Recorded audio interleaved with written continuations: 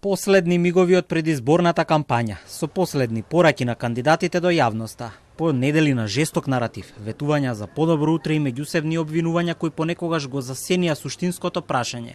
Какви градови сакаме по изборите? Жителите на Скопје во недела на вториот круг од гласањето ќе имаат само две опции.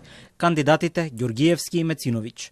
Кандидатот на владеачката ВМРО-ДПМН е советување до скопјани, дека ќе се адресираат најгорливите проблеми на градот.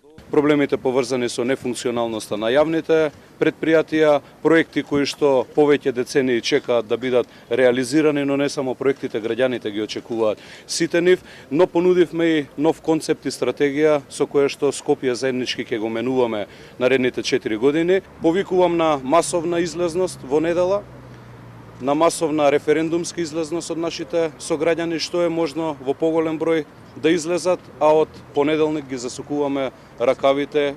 Кандидатот за градоначалник на град Скопје од Левица, Амар Мециновиќ, оценува дека кампањата била валкан и затоа прстот го впери во владеачката партија. Градот е разбуден, вели Мециновиќ, и додава, во недела е време за најхрабриот чекор. Ако ние ја добиеме поддршката и ако победиме во вториот круг, нашиот фокус од првиот ден ќе биде на човекот. Ние како градска власт ќе правиме се по желбите на нашите граѓани. Веќе никогаш нема да има ни една политичка пресметка, ни една бизнис пресметка, ни една калкулација. И Скопје сметам дека со оваа политичка мобилизација која имаше во изминатите недели, сметам дека Скопје може да се соочи со системот и да ја однесе победата.